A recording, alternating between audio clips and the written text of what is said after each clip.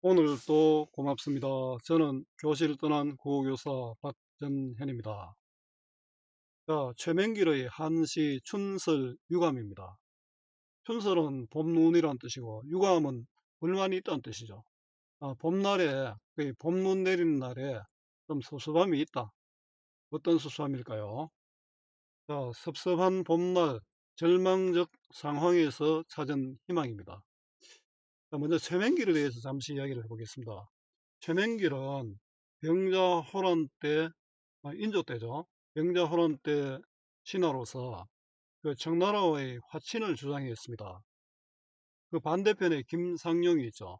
그 삼학사가 있습니까? 삼학사가 우리 뭐 대놓고 뭐 죽더라도 청나라에 항복할 수 없다. 그래 주장한 사람들이 있었고, 최명길은 현실론이었죠.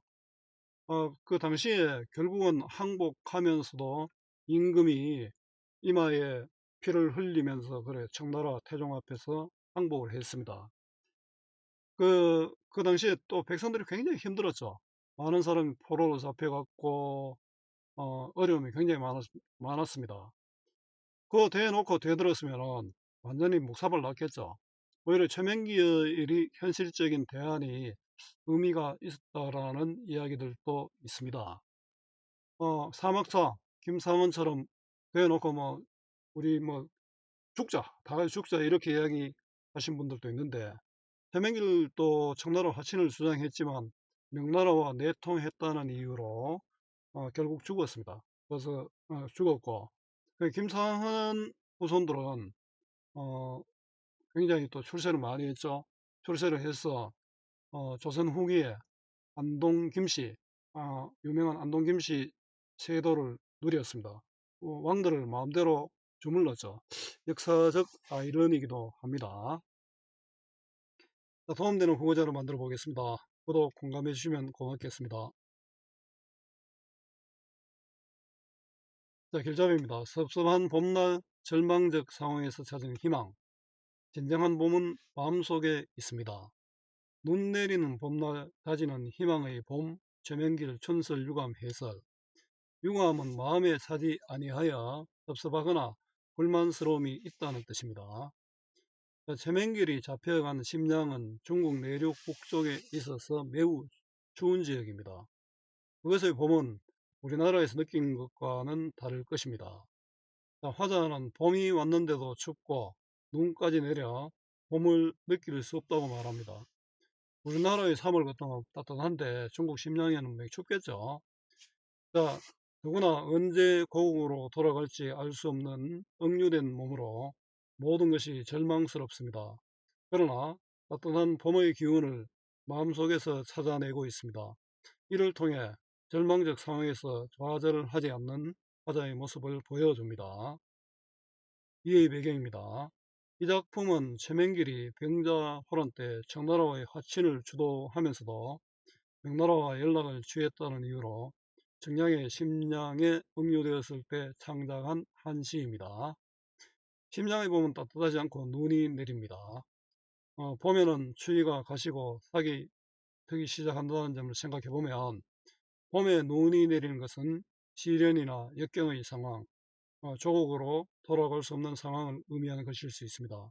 하지만 작가는 봄은 자신의 마음속에 있다고 하면서 이상을 마무리하는데, 이것은 역경을 이겨내려고 내려는 화자의 마음, 또는 조국으로 언젠가는 돌아가리라는 희망을 품고 살겠다는 의지로 볼 수 있습니다. 자, 작품 읽기입니다. 한시가 나올 때 한시 원문은 무시해도 좋습니다. 이 역에서 봄을 맞으나 봄인 줄 모르다가 아침결에 눈송이 새로 날리는 건 놀라며 보내 외물의 변화에 즐거워하거나 슬퍼하지 말지니 봄날의 기운은 분명히 이 몸에 있기에. 자, 감상하기입니다. 자, 한시는 특별히 뭐 보기를 주고 이런 문제를 낼 수 있지만 무시해도 됩니다. 이 역에서 봄을 맞으나 봄인 줄 모르다가, 이 역은 중국이죠. 화자가 억류된 청나라 심양, 언제 돌아갈지 없는 상황입니다. 봄을 맞으나 봄인 줄 모르다가 관련성은 출래 불사춘이 있습니다. 봄이 왔지만 봄이 같지 않다는 봄 같지 않다는 뜻으로 어떤 처지나 상황이 때에 맞지 않음을 이루는 말입니다. 자, 봄을 느낄 수 없는 심양의 봄입니다. 아침결에 눈송이 새로 날리는 것 보며 놀라며 보내. 아침결에 시간적 배경이죠. 화자가 이 상황을 다시 생각하게 되는 시간이죠. 눈송이는 시련 고난입니다. 그 화자에게 시련 고난이 새로 날리는 것을 놀라며 바라보고 있습니다. 봄에 내리는 눈으로 화자의 상황을 형상화했습니다. 자, 승인데요. 우리 한시는 기승전결 구성이 많죠. 눈 내리는 봄 풍경에 대한 놀라움입니다.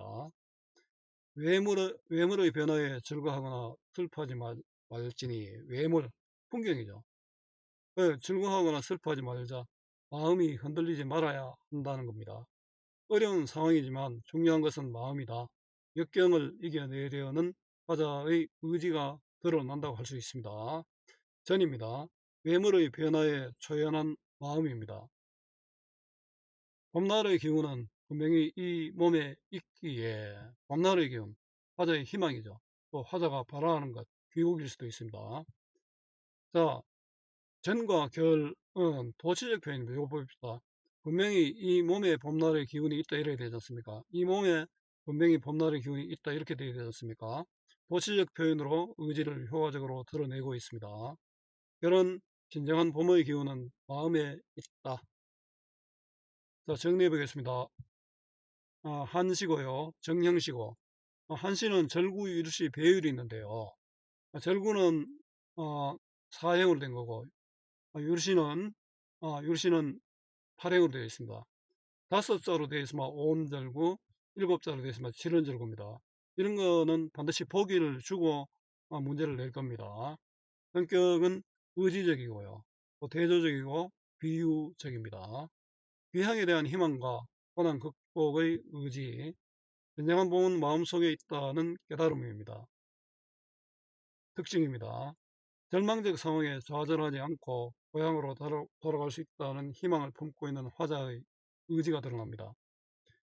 경험을 바탕으로 이국에서 느끼는 정서를 표현했습니다.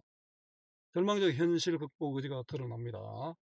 자연물을 활용하여 눈하고 이걸 활용하고 있잖아요. 효과적으로 정서를 드러내고 있습니다. 대조적 시어, 눈송이 봄날을 활용하여 주제의식을 강조하고 있습니다.